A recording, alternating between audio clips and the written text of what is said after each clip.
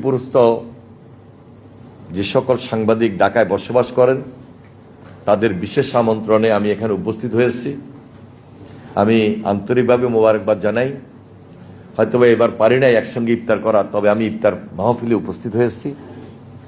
যে কোনো সহযোগিতা আমাদের ওই অঞ্চলের যারা রয়েছেন, সাংবাদিকতা একটা কঠিন চ্যালেঞ্জ দিয়েই আপনাদেরকে করতে হয়, দায়িত্বটুকু এত বেশি। সুতরাং সেই দিকে আমি বিশেষ নজর রাখব।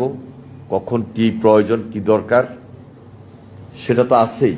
এর বাহিরে আপনাদের অনেক আত্মীয় স্বজন লক্ষ্মীপুরে আছে, আপনাদের ভাই বন্ধু, আপনাদের মা বাপ সবাই তো আছে, পরিবারের সকল সদস্য।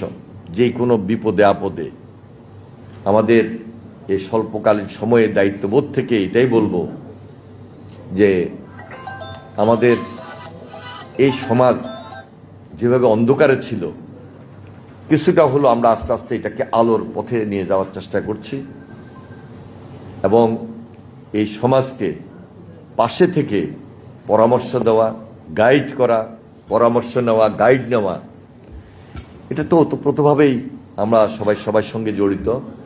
সুতরাং আমাদের এই সমাজটা যেন ভালো হয়, সুন্দর হয়, সেই দিকে বিশেষ নজর রাখার দায়িত্ব আমার যেমন রয়েছে, আপনারও তেমন রয়েছে।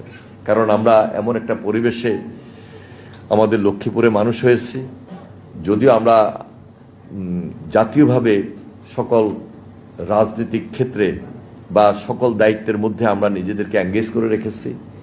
আমরা আমাদের অবস্থান থেকে এগুলাকে আরও সুদৃঢ়ভাবে রেখে দেশের ভাবমূর্তি, লক্ষ্মীপুরের ভাবমূর্তিকে রক্ষা করার জন্য আমরা ঐক্যবদ্ধভাবে কাজ করবো ইনশাল্লাহ। আমাদের রাজনৈতিক দলের পক্ষ থেকে বা ব্যক্তিগত পক্ষ থেকে সার্বক্ষণিক সহযোগিতা থাকবে এবং সহযোগিতার হাত আমি এমনভাবে বাড়িয়ে দিতে চাই যেন আমরা আমাদের এলাকার যে সকল সাংবাদিকরা আজকে একটা কমিটির বলেন বা একটা ফোরাম বলেন, সবাই ঐক্যবদ্ধভাবে এখানে একত্রিত হয়েছেন। সুবিধা অসুবিধা সবাইরে থাকে, ভালো মন্দ সবাইরে থাকে।